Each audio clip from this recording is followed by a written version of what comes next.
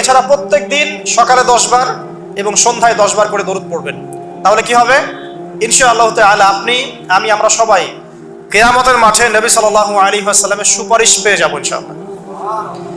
সুপারিশ সম্পর্কে একটা হাদিস শুনিয়ে দেই, যথেষ্ট হবে ইনশাআল্লাহ। নবী সাল্লাল্লাহু আলাইহি ওয়াসাল্লাম বলেছেন, আমার উম্মতের যে কোনো ব্যক্তি, নারী পুরুষ, সাদা কালো, বাঙালি, পাকিস্তানি, আফগান, সিরিয়ান, যেখানকার মানুষ হোক না কেন, যে কোনো ব্যক্তি সে যদি শিরিক না করে মারা যায়, আল্লাহর সাথে শিরিক করে নাই, এই অবস্থায় মারা গেছে, নবী সাল্লাল্লাহু আলাইহি ওয়াসাল্লামের সুপারিশ তার উপর ওয়াজিব হবে ইনশাআল্লাহ।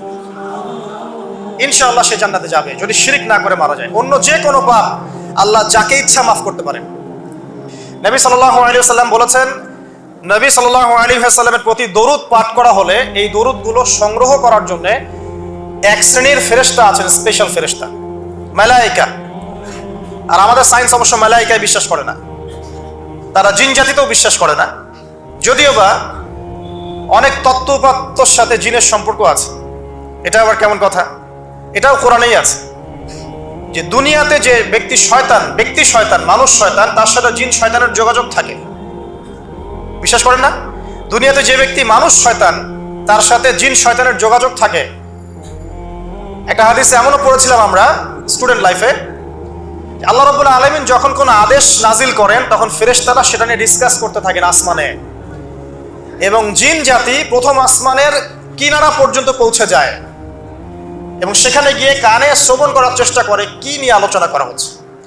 যদি কোনো একটা সংবাদ তাদের কান পর্যন্ত চলে আসে, তাদেরকে বিতাড়িত করার জন্য আল্লাহ রাব্বুল আলামিন উল্কাপিণ্ড ছোড়েন।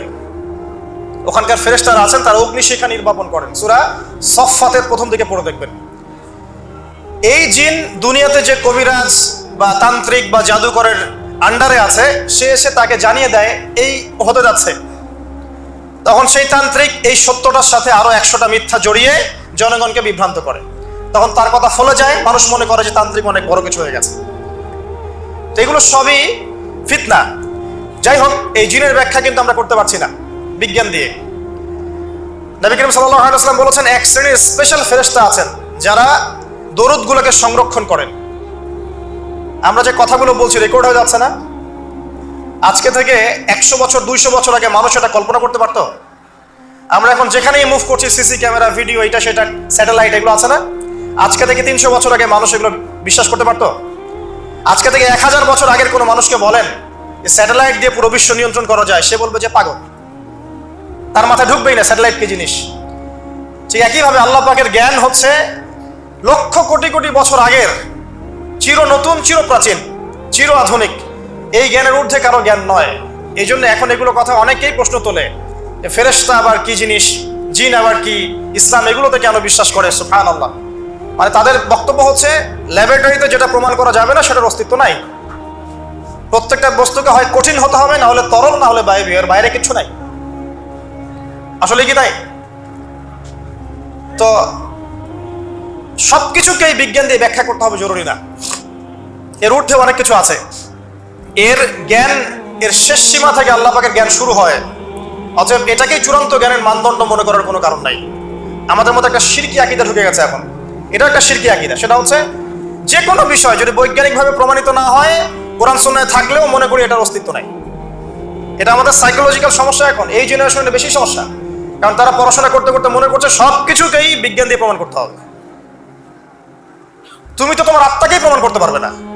একটা মানুষ হাঁটছে রাস্তা দিয়ে, পড়ে গেল, ডেড, এরকম হচ্ছে না?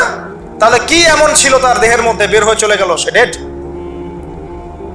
বলবে হৃদযন্ত্রের ক্রিয়া বন্ধ হয়ে মারা গেছে। তা ক্রিয়াটা বন্ধ হলো কিভাবে? কে হুকুম করলো? কার আদেশে বন্ধ হলো? কে নিয়ে গেল রুহুর আত্মাটা?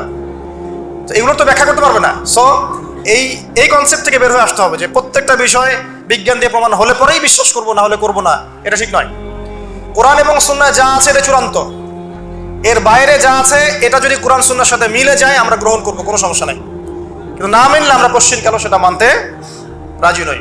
আসুন, নবী করিম সাল্লাল্লাহু আলাইহি ওয়াসাল্লাম বলেছেন, এক শ্রেণীর স্পেশাল ফেরেশতা আছেন, মালায়েকা, নূরের তৈরি, আলোর তৈরি, আলো দিয়ে তৈরি, নূর দিয়ে তৈরি, যারা নিঃসন্দেহে আলোর বেগের চেয়ে বেশি বেগে ভ্রমণ করতে পারেন, নিঃসন্দেহে। আচ্ছা, তো তারা স্পেশালি এই দরুদগুলোকে সংগ্রহ করেন। দরুদ এবং সালাম এটাকে সংগ্রহ করেন, করে নবী সাল্লাল্লাহু আলাইহি ওয়াসাল্লাম পর্যন্ত পৌঁছে দেন। এরপর আল্লাহ রাব্বুল আলামিন আল্লাহ সুবহানাহু ওয়া তাআলার ইচ্ছায় নবী করিম সাল্লাল্লাহু আলাইহি ওয়াসাল্লাম এর জবাব দিয়ে থাকেন। একটু চিন্তা করেন যে আপনি মনে করেন আল্লাহ রাসূল সাল্লাল্লাহু আলাইহি ওয়াসাল্লামের দরজায় দাঁড়িয়ে আছেন, কথার কথা মনে করেন যে তিনি জীবিত আছেন, কথার কথা আপনি তার বাড়ি চেনেন, তার বাসায় গেলেন, গিয়ে নক করলেন, গিয়ে নক করে বললেন আসসালামু আলাইকুম।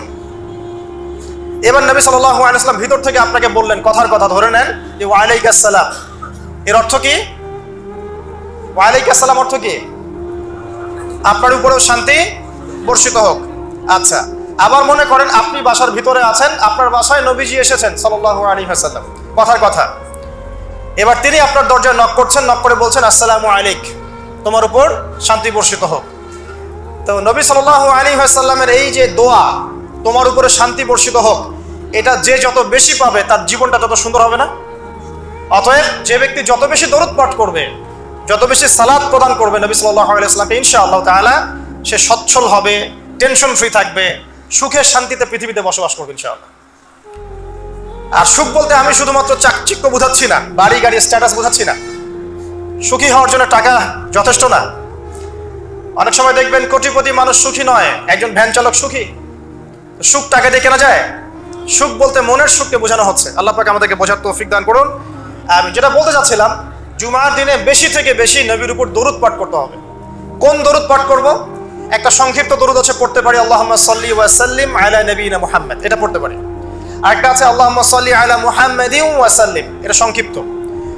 আর যদি আপনার সামনে নবীর নাম উচ্চারণ করা হয় বলবেন সাল্লাল্লাহু আলাইহি ওয়াসাল্লাম।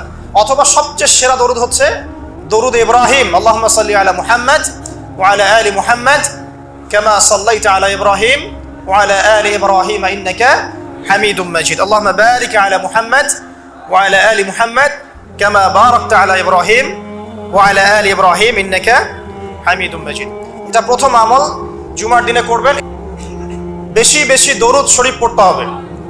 জুমার দিনে বেশি বেশি দরুদ পড়তে হবে, কারণ নবী করিম সাল্লাল্লাহু আলাইহি ওয়াসাল্লাম বলেছেন জুমার দিনে নবী সাল্লাল্লাহু আলাইহি ওয়াসাল্লামের উপরে যে দরুদ পড়া হয় এগুলো তার কাছে পেশ করা হয়, তার সামনে উপস্থাপন করা হয়। কেউ সালাম দিলে নবী করিম সাল্লাল্লাহু আলাইহি ওয়াসাল্লাম তার জবাব দিয়ে থাকেন। এখন এই জবাব কিভাবে দেন এটা সম্পূর্ণ আল্লাহ পাকের ব্যাপার। এটা নিয়ে আমাদের বৈজ্ঞানিক ব্যাখ্যার দরকার নাই।